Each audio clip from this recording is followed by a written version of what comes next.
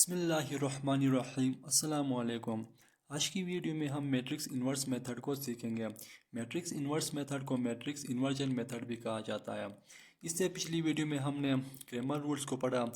Cramer rule और matrix inverse method ये बहुत ही इंपॉर्टेंट मेथड्स है दोनों, और साइमल्टेनियस लीनियर इक्वेशंस को सॉल्व करने के लिए हम इन दो मेथड्स का भी हेल्प ले लेते हैं। वैसे साइमल्टेनियस लीनियर इक्वेशन को सॉल्व करने के आपके पास बहुत से मेथड्स हैं। साइमल्टेनियस लीनियर इक्वेशन होता क्या है? साइमल्टेनियस लीनियर इक्वेशन वो इक्वेशन होते हैं जिनमें हमारे पास जो वेरिएबल है एक्स और वाई, इनकी हाईएस्ट पावर वन होगी। जो भी हमारे पास वेरिएबल होगी उनकी हाईएस्ट पावर अगर वन है तो ऐसे इक्वेशन हमारे पास लीनियर इक्वेशंस कहलाते हैं।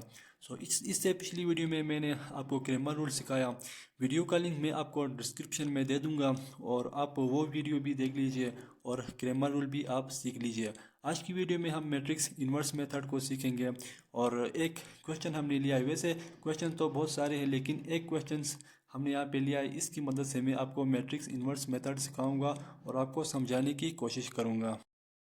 देखिए हमारे पास क्वेश्चन है 2x minus 2y is equal to 4 and 3x plus 2y is equal to 6। ये दो इक्वेशंस हमारे पास हैं, दोनों लीनियर इक्वेशंस हैं। लीनियर इक्वेशन क्यों है? क्योंकि हमारे पास जो वेरिएबल है x और y, इनकी हाईएस्ट पावर हमारे पास यहाँ पे भी वन और यहाँ पे भी वन है, तो इसलिए ये हमारे पास लीनियर इक्वेशन है।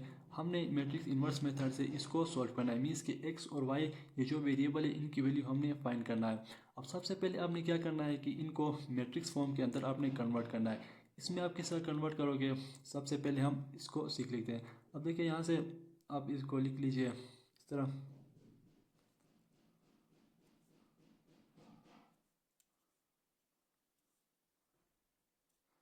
अब इसको आप ए का नाम दे दें, इसको एक्स का और इसको बी का नाम। अब देखिए एक्स में हमारे पास ये जो वेरिएबल है एक्स और वाई ये आएंगे। मीन्स कि हमने ये जो अननोन हमारे पास वेरिएबल है हमने इनकी वैल्यू फाइंड करनी है एक्स और वाई की, इसलिए हमने इसको एक्स का नाम दिया। अब बी में आप ये जो इक्वल के उस साइड जो कॉन्स्टेंट टर्म है इनको लिख लिया 4 और 6 ये लिखा। उसके बाद यहाँ पे जो इस ए मैट्रिक्स के अंदर आपने क्या लिखना है? यहाँ पे एक्स और वाई का जो कोफिशिएंट है इनको आपने लिखना होता है।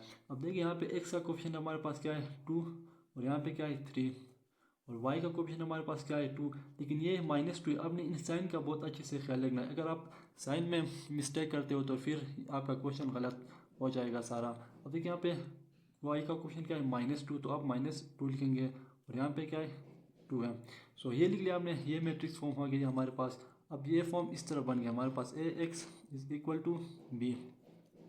हमने फाइंड करना है एक्स, क्योंकि हमारे पास एक्स और वाई है और ये अननोन है, तो हमने एक्स इसकी वैल्यू फाइंड करनी है। तो आप इस ए को उठा के उस साइड शिफ्ट करें। एक्स इज इक्वल टू, जब ये उस साइड जाएगा तो ए इन्वर्स बन जाएगा, ए इन्वर्स ऑफ बी।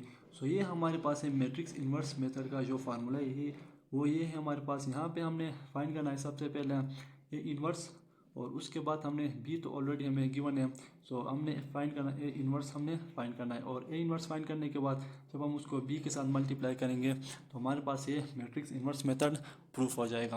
अब देखिए यहाँ से ए इन्वर्स फाइंड करने का जो हमारे पास फार्मूला है वो हमारे पास है 1 ओवर डिटर्मिनेंट ऑफ ए और एडजॉइंट ऑफ ए।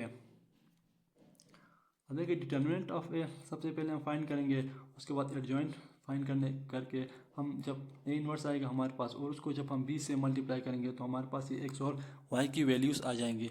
अब देखिए डिटर्मिनेंट, और यहाँ एक चीज़ आपने बहुत अच्छे से ख्याल रखना है। अगर हमारे पास डिटर्मिनेंट 0 आता है, मीन्स के डिटर्मिनेंट हमारे पास सिंगुलर आता है 0 आता है, तो उससे आगे क्वेश्चन सॉल्व नहीं होगा।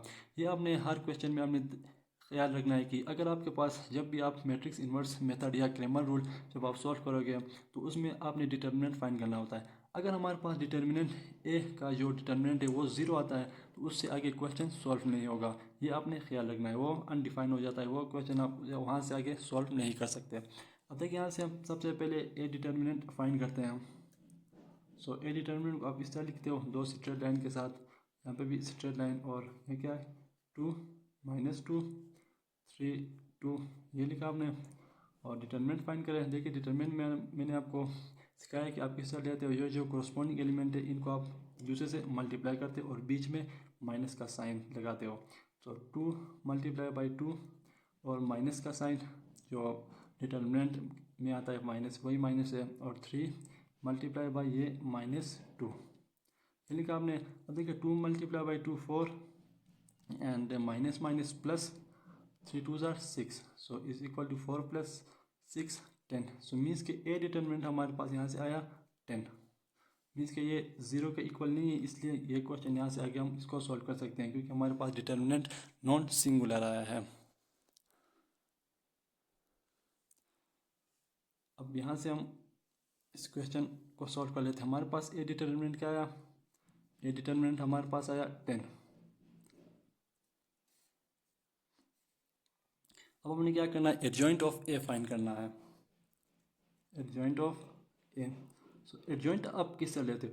एडजॉइंट देखिए आप किस तरह लोगे एडजॉइंट, ये जो हमारे पास कोरस्पॉन्डिंग जो एलिमेंट्स है आपने इनको एक्सचेंज करना है और बाकी उनके साइन आपने चेंज करना है। मीन्स के 2 2 एक्सचेंज होने पर भी 2 ही 2 हो जाएगा यहाँ पे, और इनके बाकी जो हमारे पास ये जो 3 और 2 इनके आपने साइन चेंज करने हैं। अब यहाँ पे 3 प्लस में है तो ये -3 हो जाएगा क्योंकि आपने साइन चेंज करना है।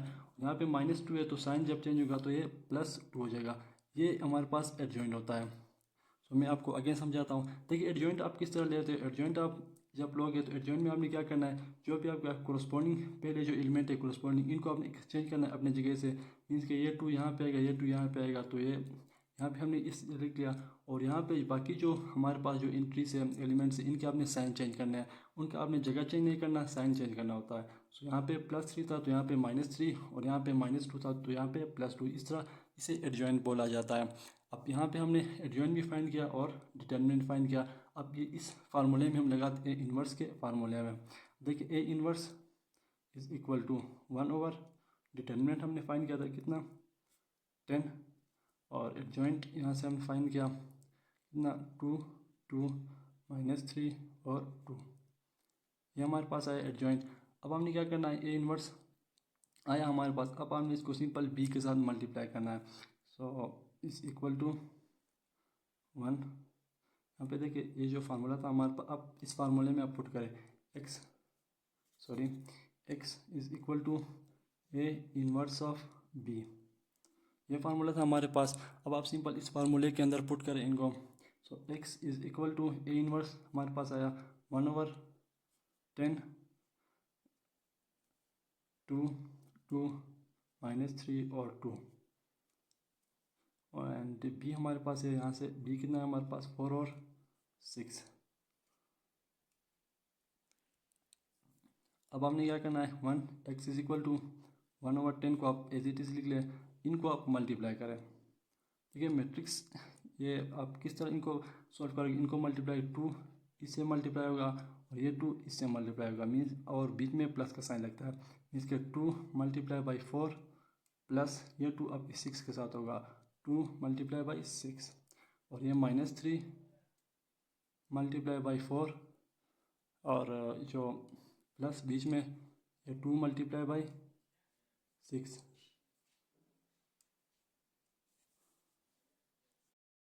अब जब आप इसको सॉल्व करोगे तो हमारे पास x is equal to 1/10 as it is अब लिख लें इंटू, अब देखिए यहाँ पे 2 multiply by 4 8 plus 2 multiply by 6 12, और यहाँ से -3 मल्टीप्लाई बाई 4 -12 और प्लस 2 मल्टीप्लाई बाई 6 12।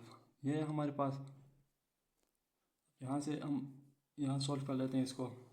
देखिए x is equal to 1/10 as it is लिख लिया इंटू, अब देखिए 8 प्लस जब आप 12 करोगे तो हमारे पास 20, और -12 प्लस 12 जब ये कैंसिल हो गया हमारे पास 0 हो गया यहाँ पे।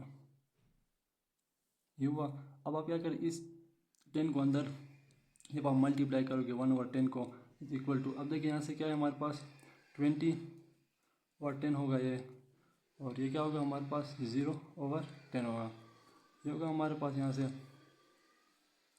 और x इज इक्वल टू, अब देखिए 20/10 जब 10 1 टाइम 10 10 2 टाइम 20, और यहाँ से ये 0 होगा हमारे पास। मीन्स के यहाँ पे 2 और यहाँ पे 0।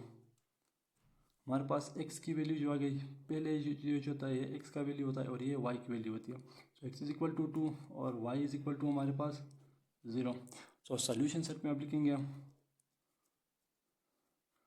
2 × 0। सो इस तरह से हमने मैट्रिक्स इन्वर्स मेथड से जो हमारे पास अननोन वैल्यूज है इनकी वैल्यूज हमने फाइंड करना होता है मैट्रिक्स इन्वर्स मेथड से। सो मैट्रिक्स इन्वर्स मेथड में हमने क्या करना है, जो फार्मूला है वो x is equal to a inverse of B है, क्योंकि हमने x यहाँ पे जो हमारे पास अननोन है ये x है, तो इसलिए हमने जब a को इस साइड जब आप शिफ्ट करोगे तो ये a इन्वर्स होगा और b जब आप मल्टीप्लाई करोगे तो हमारे पास ये प्रूव हो जाता है। अब देखिए यहाँ से हमने पहले क्या किया, ए इन्वर्स फाइंड किया। ए इन्वर्स का फार्मूला हमारे पास होता है 1/, डिटर्मिनेंट ऑफ एडजॉइंट ऑफ ए। हमने डिटर्मिनेंट ऑफ ए फाइंड किया, उसके बाद हमने एडजॉइंट ऑफ ए फाइंड किया, और इस सारे को जब हमने मल्टीप्लाई किया ए इन्वर्स ऑफ बी को, तो हमारे पास एक्स और वाई की वैल्यू आ गई। सो ये था हमारे पास मैट्रिक्स इन्वर्स मेथड। इससे पिछली वीडियो में मैंने क्रैमर रूल किया और इस वीडियो में मैंने मैट्रिक्स इन्वर्स मेथड आपको सिखाया। सो आप इस तरह के लीनियर इक्वेशंस की प्रैक्टिस करें और इसी तरह आप मैट्रिक्स इन्वर्स मेथड, आप इस क्वेश्चन को मैट्रिक्स इन्वर्स मेथड और क्रैमर रूल दोनों से सॉल्व कर सकते हैं, आंसर के ऊपर कोई फ़र्क नहीं पड़ेगा। सो आपको जो मेथड इजी लगे आप पेपर में उस मेथड को एडॉप्ट करें और अपना क्वेश्चन आप सॉल्व करें। सो लिंक में डिस्क्रिप्शन में दूंगा क्रैमर रूल का, वो भी आप देखें और क्रैमर रूल भी आप सीखें। सो मिलते हैं नेक्स्ट वीडियो में, तब तक के लिए टेक केयर, अल्लाह हाफिज़।